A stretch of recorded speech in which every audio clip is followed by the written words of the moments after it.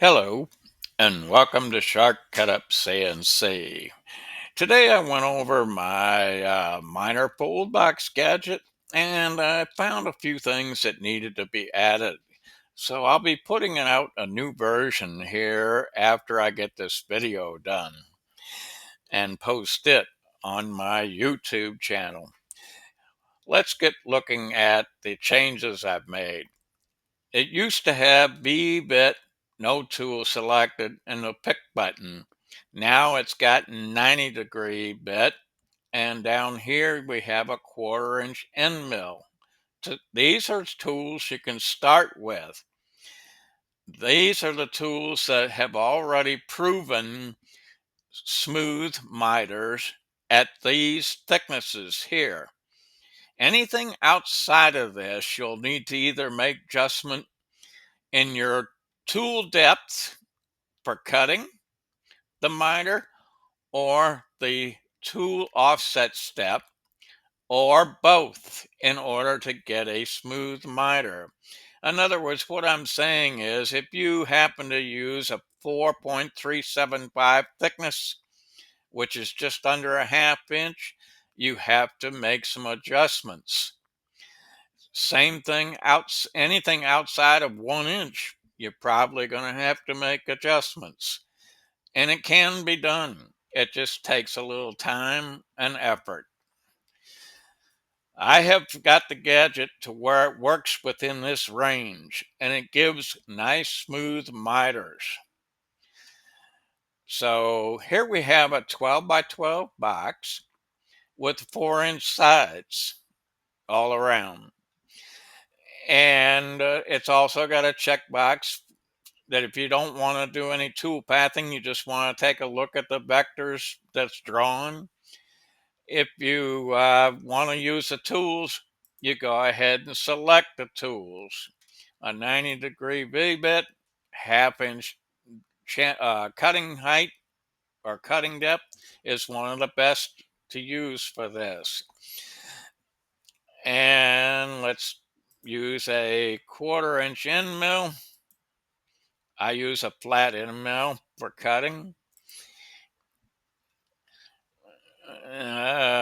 Now we can go ahead and say okay to this, but before I do that, I'm going to read this. The gadget is set to run smooth miters at the following thicknesses: 0.25, 0.375, 0.5, 0.625, 0.75, 0.875, and 1.0. Any other thicknesses used other than what is noted above will need further adjustments. The adjustments, either in cut depth or tool offset step or both, will have to be made to achieve a smooth miter. So now we're going to say okay to this. And there it drew the vectors. It created the tool paths. And if I can't go over here just yet to look at the layers until I turn this off. So let's take a look at this. It's just a preview. Applied width 12, length 12, with side height of 4 inches. The material thickness is a 1/2 inch. The number of offsets that were made is one offset from the center on every vector.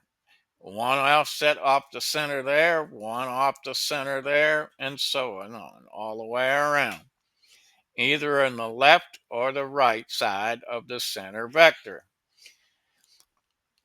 And then it says no tool path, false. What that means is it's going to say true if there's a tool path involved. This is part of the coding. It just reflects it here in this box. Now we can turn that off. We go to the layers and you'll see that they got the default layer, your center line layer, which is all the center lines, and then the single offset. If I turn this off and bring in the center vectors, of course I got to turn the tool paths off. That would make it easier to see. Okay, we turn the center lines on, And then we turn the offsets. You see it offset in either direction from the center vector. And then you got a vector that's created all the way around the entire ends of those inside vectors to cut the size of the box. The 4-inch sides are measured from here to out here. And of course, these 4 corners you can use for clamping because that's going to be throwaway scrap material. Let's go to preview this.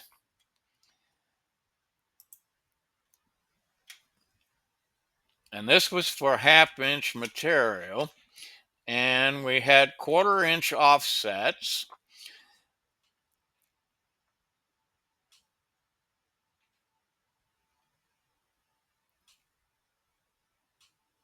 Okay, that looks good. Now we just click this and we say preview all tool paths. And there you'll see it cutting.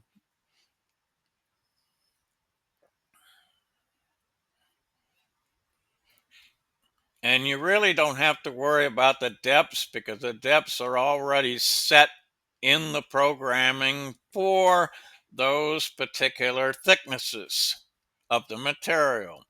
It'll give a smooth miter.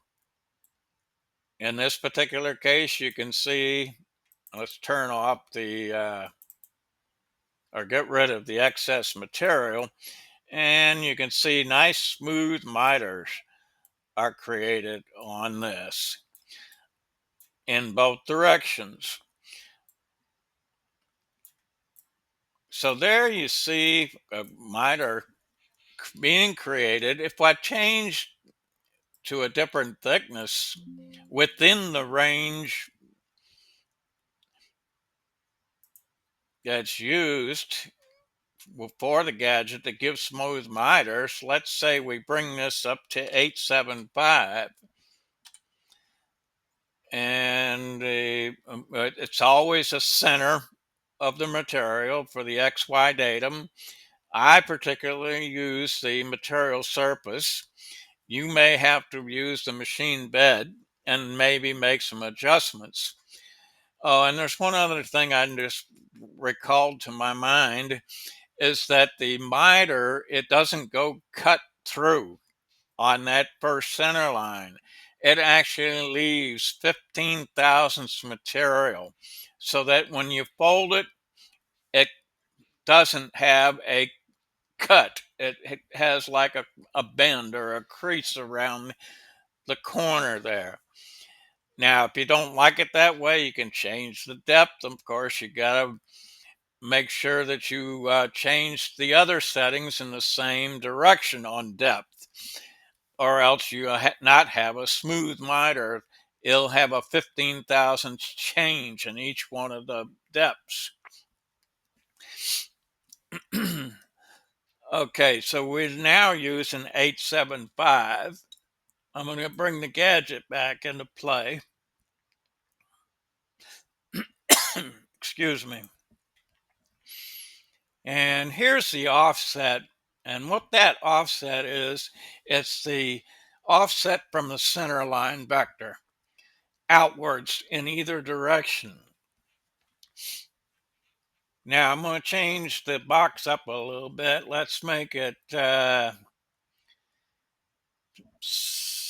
18 inches in length, 12 inches in width, and let's go with 6-inch sides. I'm going to pick my bits again. The 1/4 inch bit. And then I'm going to say okay to this. And there it draws everything out, gives you the information in return, and it tells you it's got 3 offsets that have been created. And there's your tool pass. We'll go ahead and turn that off. We'll take a look at the layers.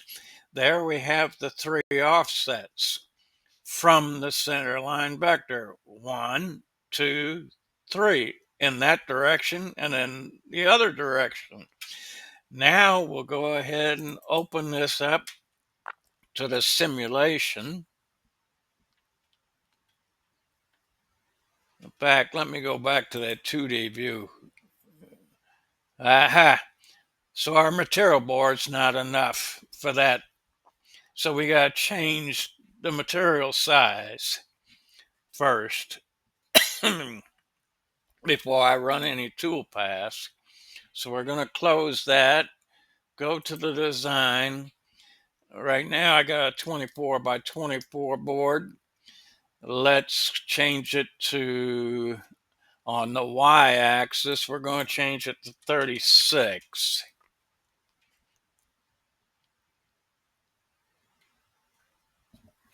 And move on. Yeah, that should work. And we need a little width also. So let's go to 28. Whoops. And it's not allowing me to change it. Okay. 28. Now it's going to resize. There we go. Say okay to that. Now we can do a preview.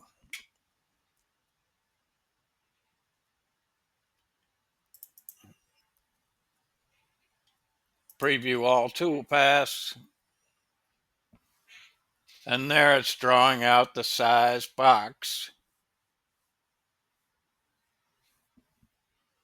for the miter box or miter fold box. Get rid of the excess material, turn it on its side, and then you can see the clean miter, and it has had 15 thousandths fold at the bottom there. So there you have it, a way of setting up miters for the miter fold box gadget, setting up the material and all. And you have to remember, anytime you go outside of the thicknesses that the gadget is used for, you're going to have to make some adjustments to get the smooth miter. And it can be accomplished. It just takes a little time and effort. Thank you for watching Shark Cut Up CNC.